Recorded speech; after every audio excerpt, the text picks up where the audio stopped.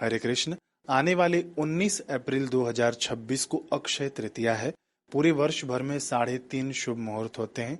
गुड़ी पाड़वा, अक्षय तृतीया, दशहरा और बलि प्रतिपदा आधा मुहूर्त होता है। ठीक है, इनको 3.5 शुभ मुहूर्त कहा जाता है। इन मुहूर्तों में कभी भी पंचांग देखने की आवश्यकता नहीं होती, पूरा दिन शुभ मुहूर्त माना जाता है। ठीक है, तो इन 3.5 शुभ मुहूर्तों में से एक मुहूर्त है अक्षय तृतीया। कोई भी शुभ कार्य करना हो, कोई भी मांगलिक कार्य करना हो तो पंचांग देखने की आवश्यकता नहीं है, दिन तिथि वार देखने की आवश्यकता नहीं है। उस दिन आप बेझिझक अपना मांगलिक कार्य, शुभ कार्य कर सकते हैं। वाहन खरीदना हो, गृह प्रवेश करना हो। कई लोग कहते हैं कि रविवार का दिन है तो गृह प्रवेश कैसे करें। यहाँ पर वार की प्रधानता नहीं है, यहाँ पर तिथि की प्रधानता आ जाती है। ठीक है, ये तो एक बात हो गई। दूसरी बात, इसी दिन ना कल्पादि तिथि है। ब्रह्मा जी के दिन का जो आरंभ है उसे कल्पादि कहा जाता है। पूरे वर्ष भर में 7 बार कल्पादि तिथि आती है, जिसमें से एक है वैशाख मास की तृतीया, जिसको हम लोग अक्षय तृतीया कहते हैं। इसी दिन ना युगादि तिथि भी है। युगादि तिथि किसको कहते हैं? देखिए, हम लोगों ने 4 युग सुन रखा है ना, सतयुग, त्रेता युग, द्वापर युग, कलयुग। तो जब इन युगों की शुरुआत होती है ना, यानी प्रारंभ होता है जिस दिन से, उसको युगादि तिथि कहते हैं। और युगादि तिथि की खूब खूब महिमा है हमारे शास्त्रों में। अक्षय तृतीया से संबंधित एक पौराणिक कथा भी है जो इंद्र से संबंधित है, उसका भी हम लोग श्रवण करेंगे। लेकिन सबसे पहले हम लोग देख लें कि तृतीया तिथि कब चालू हो रही है। 19 अप्रैल 2026 को सुबह 10:49 से तृतीया तिथि शुरू हो जाएगी और 20 अप्रैल सुबह 7:27 तक ये तृतीया तिथि रहेगी। देखिए, कई जगह पर जैसे कि काशी आदि पंचांगों में 20 तारीख की अक्षय तृतीया दी गई है। ये ना समय गणना के हिसाब से फर्क पड़ जाता है, लेकिन मैं जो अपने हिसाब से मानूंगा, जो पूरे भारत वर्ष में लागू होगा, वो मैंने आपको समय अपने तरफ से बता दिया है। बाकी आपकी मर्जी। 19 अप्रैल को अक्षय तृतीया हम लोग मनाएंगे। सबसे पहले हम लोग एक प्रसंग सुन लेते हैं, पौराणिक प्रसंग है। स्कंद पुराण में प्रसंग मिलता है। पाताल में निवास करने वाले दैत्यराज बलि को जीतकर इंद्र पुनः पृथ्वी पर आए। पाताल से आकर पृथ्वी पर रुके और महर्षि उतथ्य के आश्रम में गए तनिक आराम आदि करने के लिए। लेकिन जो राजा बलि के ऊपर जो विजय का अहंकार था ना, वह इंद्र में खूब गर्वित हो रहा था। वहां इंद्र ने महर्षि की गर्भवती पत्नी को देखा जो धीरे धीरे चल रही थी। इंद्र उनकी पत्नी को देखकर मोहित हो गया। बताइए, कहाँ इंद्र के सामने अप्सराएं नृत्य करती हैं और पृथ्वी लोक की एक ऋषि पत्नी को देखकर वह मोहित हो गया। इसी को कहते हैं बुद्धि भ्रष्ट होना। गर्भवती महिला के साथ इंद्र ने दुष्कर्म करने का प्रयास किया, जबरन। लेकिन जो गर्भस्थ शिशु था ना, बालक था ना, उसने इंद्र को रोक दिया, जिससे इंद्र का बड़ा अपमान हुआ। आश्रम में रहने वाले जो ब्रह्मचारी थे, ये जब बात इनको पता चली, तब ब्रह्मचारियों ने इंद्र के ऊपर तंज कसा कि बड़ा आया बलि राजा को जीतने वाला, यहाँ पर एक गर्भस्थ शिशु से हार गया। काहे का पराक्रम, काहे का सुरों का देवता। ऐसे करके उस आश्रम में निवास करने वाले ब्रह्मचारियों ने इंद्र का खूब उपहास किया, खूब मजाक उड़ाया। इंद्र को अपना उपहास सहन नहीं हुआ और उसने गर्भस्थ शिशु को श्राप दे दिया कि तू अंधा होकर पैदा होगा। वही जब गर्भस्थ शिशु पैदा हुआ, तब उसका नाम हुआ दीर्घतमा। तमा किसको कहते हैं? अंधकार को कहते हैं ना, तम, यानी उसको खूब गहरा अंधेरा था, इसीलिए उसका नाम रख दिया गया दीर्घतमा। लेकिन अपनी तपस्या के कारण उनका नाम इतिहास में देखा सुना गया है कि दीर्घतपा। ठीक है, ये दीर्घतपा ऋषि हो गए। ये वही ऋषि हो गए जिन्होंने इंद्र को रोका था। अपना कृत्य और अपना उपहास सुनकर इंद्र को बड़ा ग्लानि हुआ कि अब देखिए मेरा नाम खराब हो जाएगा पूरे पृथ्वी पर, मुझे लोग कौन मानेगा, कौन मेरी पूजा करेगा। इसीलिए इंद्र सुमेरु पर्वत की गुफा में चले गए अपने पत्नी शची के साथ और वहीं पर रहकर चुपचाप एकांतवास करने लग गए। यहाँ जब दैत्यों को पता चला कि राजा बलि परास्त हो गए हैं, लेकिन इंद्र लोक में इंद्र ही नहीं है, इंद्र ही गायब है, तब दैत्यों ने आक्रमण कर दिया देवताओं के ऊपर। अब सब देवताओं को स्वर्ग लोक से खदेड़ दिया गया। तब सब देवताओं ने मिलकर इंद्र को खोजना प्रारंभ किया कि हमारे राजा कहाँ हैं। जब इंद्र नहीं मिले तो देवगुरु बृहस्पति ने बताया कि इंद्र ने ऐसा ऐसा कृत्य किया है, दुष्कर्म करने का प्रयास किया है और वह अपने कृत्यों के पश्चाताप रूप जाकर सुमेरु गुफा में छिपा हुआ है अपनी पत्नी के साथ। तब देवता और बृहस्पति गुरु गए हैं इंद्र से कहने के लिए कि चलो दैत्यों से युद्ध कर लो और हमें विजय प्राप्ति कराकर हमें पुनः अपने घर में स्थापित करो। इंद्र कहते हैं कि मैंने अपने दुष्कर्मों के कारण अपनी तपस्या, अपना ओज तेज, सत्कर्म सब कुछ खो दिया है। मुझ में अब वह बल नहीं कि मैं किसी शत्रु को हरा दूं, मैं किसी दैत्य का वध कर सकूं। इतना कहकर इंद्र खूब निराश हुए दिखे। तब देवगुरु बृहस्पति ने कहा कि वैशाख मास के शुक्ल पक्ष की तृतीया आ रही है, जिसको अक्षय तृतीया कहा जाता है। हे राजन, तुम उसी का व्रत उपवास करो और उस दिन भगवान का पूजन करो। तुम्हारे इससे सभी पाप नष्ट हो जाएंगे और तुम्हारा वैभव, शक्ति, सब कुछ वापस लौट आएगा। इंद्र ने ऐसे ही किया। अक्षय तृतीया का जब दिन आया तब इंद्र ने अच्छे से व्रत उपवास किया, है ना, यज्ञ हवन आदि किया, दान पुण्य किया। इससे इंद्र का तेज और इंद्र की तपस्या पुनः लौट आई और वह फिर से बलशाली हो गया और जाकर दैत्यों को हरा दी। कहने का अभिप्राय यह है कि कितना भी घोर से घोर महापापी हो, जिसका ओज तेज सब कुछ अपने पाप कर्मों के कारण समाप्त हो चुका हो, वैसा व्यक्ति भी यदि अक्षय तृतीया के दिन व्रत उपवास कर लेता है, अक्षय तृतीया के दिन दान पुण्य कर लेता है, पितरों को तर्पित कर देता है और यज्ञ हवन कर लेता है, तो उसका वह बल, उसका पुण्य उसके अंदर तमतमाने लग जाता है, चमकने लग जाता है, खूब वैभवशाली वह व्यक्ति हो जाता है। इतनी इस तिथि में शक्ति है। अब देखिए, मेरे अध्ययन में पहले मैंने पढ़ रखा है कि भगवान वराह कौन है। ये भगवान विष्णु जी के अवतार हैं। इन्होंने पृथ्वी देवी को उपदेश दिया है वराह पुराण में, ठीक है। उसके अंदर इन्होंने शुक्ल पक्ष की वर्ष भर की सभी तृतीयाओं का उपदेश दिया है और कहा है कि कोई भी स्त्री, चाहे कुंवारी हो चाहे विवाहिता हो, कुंवारी स्त्री यदि किसी भी पूरे वर्ष भर के शुक्ल पक्ष की तृतीया का व्रत उपवास करती है तो अच्छे वर की प्राप्ति होती है, और यदि विवाहिता महिला शुक्ल पक्ष की तृतीया का व्रत उपवास करती है तो उसके सौभाग्य में वृद्धि होती है, ठीक है। और इसको स्त्री भी कर सकती है, पुरुष भी व्रत कर सकते हैं, सभी लोग इसके व्रत का पालन कर सकते हैं। तो अक्षय तृतीया तो अपने आप में खूब महिमा रखती है। इस दिन इंद्र ने भी व्रत उपवास किया था अपने वैभव को पाने के लिए, और यत्न पूर्वक हो सके तो हम लोग भी व्रत उपवास करके इस तिथि का पूरा लाभ लें। इस दिन न भगवान वासुदेव का पूजन करना चाहिए, लक्ष्मी नारायण के साथ पूजन करना चाहिए। मैंने बताया कि जैसे हमारे सर्दियों में ना धनतेरस आता है ना, खूब लक्ष्मी वैभव संपन्नता लाने के लिए, ऐसे ही वैशाख मास में ये जो अक्षय तृतीया है यह भी धन धान्य वृद्धि के लिए एक मौका है, एक अवसर है। तो इस दिन लक्ष्मी नारायण की पूजा होती है। मैं ये वीडियो बना दूंगा इस वीडियो के बाद, लक्ष्मी नारायण का पूजन कैसे किया जाता है। हम लोग पुरुष सूक्त और श्री सूक्त के माध्यम से षोडशोपचार का पूजन करेंगे। यह पूजन न बड़ा ही प्रभावशाली होगा क्योंकि मांत्रिक पूजन हम करेंगे। ऐसा वीडियो बनाऊंगा कि आप लोग केवल वीडियो चला लेना और उसके बाद सुनते सुनते आप लोग भी साथ में पूजन कर लेना। 15 से 20 मिनट का वीडियो रहेगा। पूरे दिन भर में आप इतना तो समय निकाल ही सकते हैं।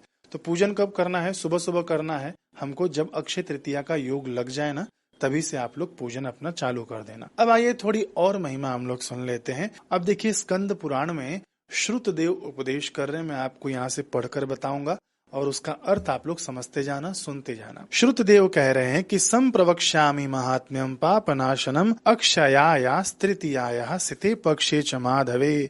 इसका अर्थ है कि अब मैं वैशाख मास के शुक्ल पक्ष की पापनाशक अक्षय तृतीया के महात्म का भली भांति वर्णन करूंगा, आप इसे सुनिए।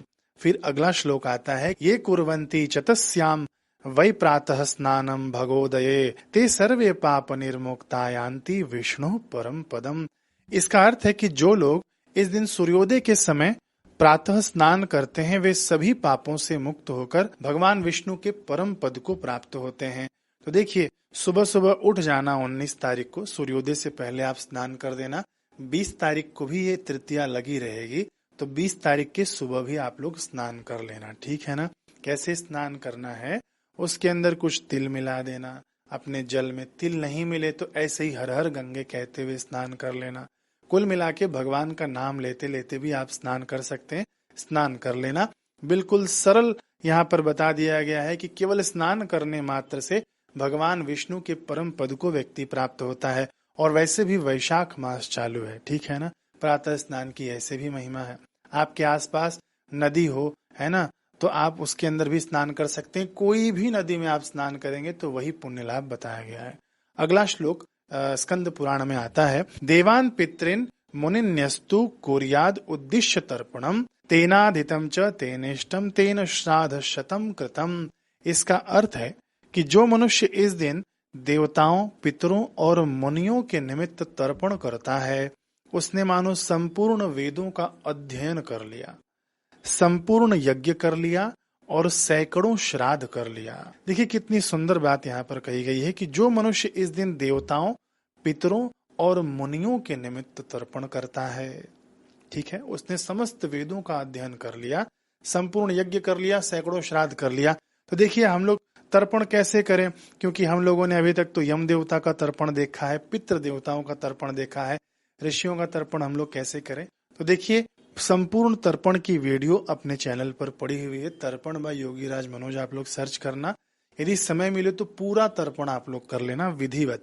यदि आपको समय नहीं मिलता हो तो जो मैंने यम वाला तर्पण बताया है ना, उसके अंदर पितरों का भी तर्पण बता दिया है, तो उस वीडियो को देखकर आप लोग तर्पण कर लेना, लेकिन करना जरूर। उसका लिंक मैं आपको डिस्क्रिप्शन में दे दूंगा, नहीं तो आप सर्च भी कर सकते हैं यम तर्पण बाय योगीराज मनोज, तो भी आपको वीडियो मिल जाएगा। आगे शास्त्र कहते हैं कि मधुसूदन मभ्यर्च कथा अशुणवंती ये नरः अक्षयायाम तृतीयायाम ते नरा मुक्ति भा गिनः। इसका अर्थ है कि जो मनुष्य अक्षय तृतीया के दिन भगवान मधुसूदन की भली भांति पूजा करके उनकी कथा सुनते हैं, वे मोक्ष के भागी होते हैं, है ना। भली भांति पूजन करना चाहिए।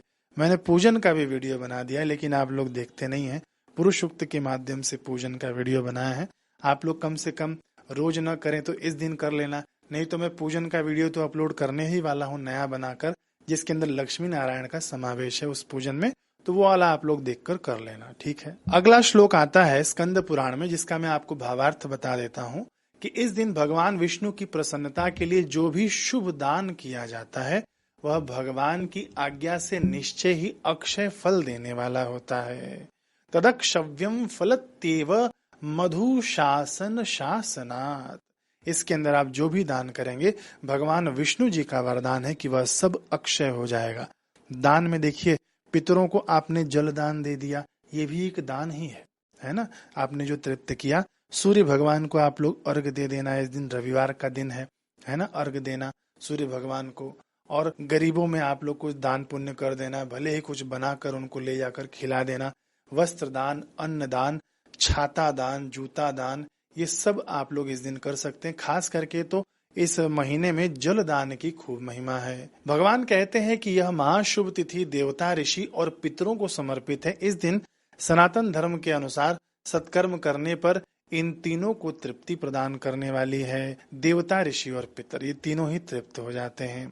अब देखिए पद्म पुराण में वर्णन मिलता है कि त्रेता युगम तृतीयायाम शुक्लायाम मासी माधवे प्रवृत्ताश्च त्रयी धर्मा प्रवृत्तास्ते प्रवर्धिता। इसका अर्थ है कि वैशाख मास के शुक्ल पक्ष की तृतीया तिथि को त्रेता युग शुरू हुआ था। मैंने आपको पहले ही बता दिया था कि युगादि तिथि है ना, तो इस दिन से त्रेता युग शुरू हुआ। उसी समय त्रयी धर्म यानी वेदों के धर्म प्रवृत्त हुए थे, यानी उजागर हुए और उनकी वृद्धि हुई थी। भगवान श्री हरि को अत्यंत प्रिय यह तृतीया तिथि संसार में अक्षय तृतीया कहलाती है।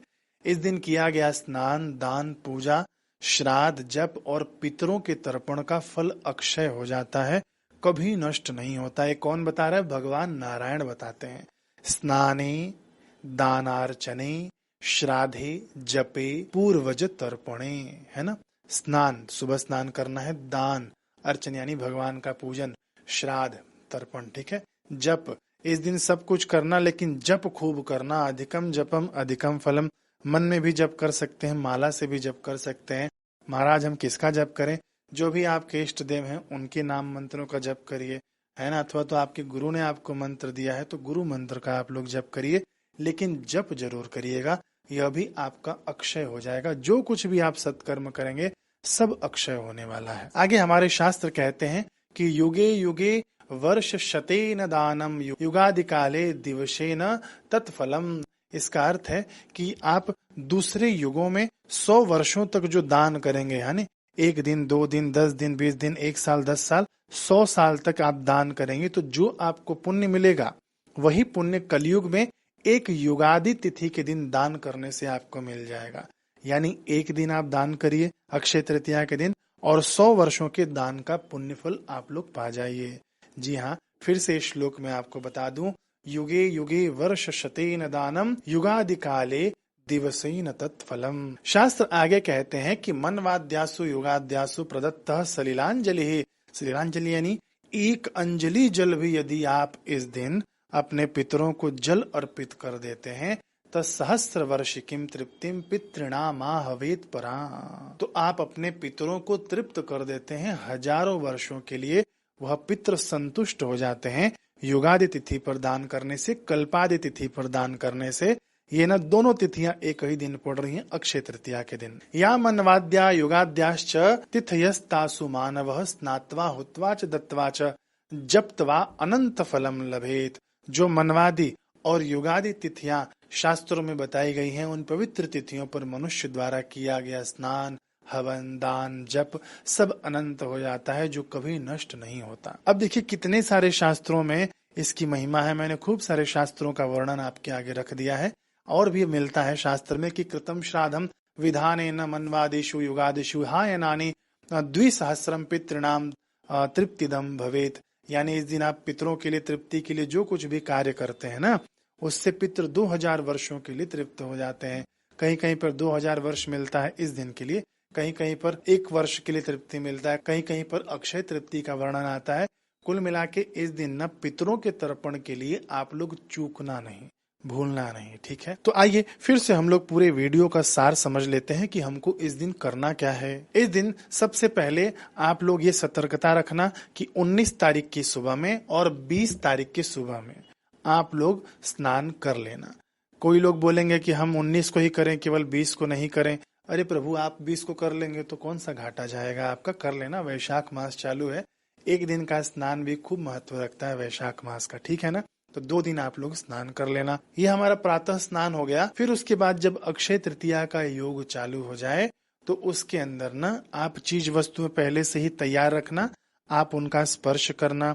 आप अपने घर में जो बच्चे हैं उनके द्वारा भी स्पर्श कराना, जितने भी लोग हैं स्पर्श कर लेना। साधन सामग्री जो आप लोगों ने दान के लिए रखा हुआ है, स्पर्श करने के बाद संकल्प करना कि हम अक्षय तृतीया के इस पावन दिन पर अपने सामर्थ्य अनुसार ये चीज वस्तुएं दान कर रहे हैं भगवान की प्रसन्नता के लिए।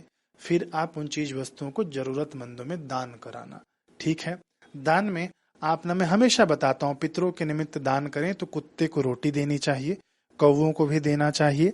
फिर उसके बाद चींटियों को कुछ खाद्य पदार्थ डाल देना चाहिए, गऊ को खिलाना चाहिए यदि मिल जाए आपके आसपास तो, ब्राह्मण को अथवा तो जरूरतमंद को खिलाना चाहिए। ये ना पंच बलि के अंतर्गत आता है। जो लोग नियमित श्राद्ध तर्पण करते हैं उनको पता है। ठीक है, तो इस प्रकार से आपको दान करना है। ठीक है, जरूरी नहीं है कि आप घर में ही बैठकर छुएं फिर उसका दान करें। अरे नहीं, आप कहीं भी जाना, जरूरतमंद आपको इस दिन दिखे तो वहां से भी आप दान कर सकते हैं। ऐसा मत समझना कि केवल जो हम लोग सुबह स्पर्श कर लेंगे वही दान है। नहीं, आप कुछ भी दान कर सकते हैं इस दिन, आपका वह पुण्य आपके पास ही रहने वाला है। फिर तीसरा हमको क्या करना है, इस दिन ना भगवान का पूजन कर लेना है। पूजन का समय वही है जब अक्षय तृतीया शुरू हो जाए, उसके अंदर आप पूजन करना। कैसे पूजन करना है मैं उसका वीडियो ले आ रहा हूँ। फिर ना तर्पण कर लेना चाहिए, लेकिन तर्पण पर ध्यान देना आप लोग कि कभी भी ना खा पीकर नहीं करना चाहिए, चाय पीकर भी नहीं करना चाहिए। पानी आप लोग पी सकते हैं। ठीक है, चाय पीने के बाद अथवा तो खाने पीने के बाद यदि पितरों को आप लोग तर्पण देते हैं तो वे स्वीकार नहीं करते हैं। तर्पण कैसे देना है पता है ना, एक शॉर्टकट वाली विधि है, एक लंबी वाली विधि है। जो भी जिसको जो उचित लगे उस प्रकार से आप लोग कर लेना। वीडियो का डिस्क्रिप्शन में मैं लिंक दे दूंगा, वहां से देख लेना। तर्पण आप हो सके तो अपने समय अनुसार कर लेना, जब से योग शुरू हो जाए तब से। और आखिरी और मुख्य चीज, खूब भगवान का नाम लेना है। चलते फिरते नाम लीजिए, प्रभु का नाम लीजिए। और जाते जाते मैं एक चीज और बता दूं, बोनस चीज है आपके लिए, कि इस दिन ना आप अपने वाहन का पूजन कर लेना। वाहन यानी समझते हैं ना, गाड़ी का आप अपने पूजन कर लेना। आपके घर में 4 व्हीलर हो, 2 व्हीलर हो, साइकिल हो, जो भी हो, जो भी आपके उपयोग में आता हो, उसका आप लोग पूजन जरूर कर लेना। क्योंकि जाने अनजाने में यह अप्रत्यक्ष रूप से भगवान विश्वकर्मा का ही पूजन माना जाएगा। और यह जो वाहन है ना, यह हमको अग्रसर करते जाएगा, हमारे जीवन में बढ़ाएगा। जैसे हम लोग दशहरा पर पूजन करते हैं ना, वैसे ही गुड़ी पाड़वा पर भी वाहन का पूजन होता है। ऐसे ही अक्षय तृतीया पर भी वाहन का पूजन होता है। तो वाहन पूजन हम लोग कैसे करें, 5 मिनट में आप लोग कर लेंगे। इस प्रकार से मैं एक छोटी सी विधि अक्षय तृतीया के पहले ही बनाकर अपलोड कर दूंगा, उससे आप लोग देख लेना, खुद से आप लोग कर लेना। अब देखिए, जितनी आसानी से मैंने आपको ये सब चीजें बता देना, ये श्लोक बोल दिया, ये कहानियां आपको बता दी, इसका खूब अध्ययन करना पड़ता है, इसमें समय लगता है और शास्त्रों में इसे खोजना पड़ता है ताकि हम सभी लोग इसका लाभ ले सकें। अब आपका कर्तव्य है कि जो शास्त्रीय बात यहाँ पर बताई गई है औरों को भी आप लोग बताना, उनको वीडियो भेजना चाहें तो वीडियो भी आप लोग भेज देना ताकि सभी लोग लाभ लें। सबका मंगल सबका भला। अब जो लोग व्रत उपवास रखेंगे 19 अप्रैल को रखेंगे ना, तो 20 अप्रैल को पारण कब करना है, 20 अप्रैल को आपको पारण सुबह 7:27 के बाद करना है। कैसे करना है, भगवान का प्रसाद जो भोग लगाते हैं आप लोग, वह पाकर भी पारण कर सकते हैं। जल ले लेना कि मैं अपने अक्षय तृतीया के व्रत का पारण कर रहा हूँ अथवा तो कर रही हूँ, और उस जल को आप लोग पी जाना। तो ये थी अक्षय तृतीया से संबंधित जानकारी।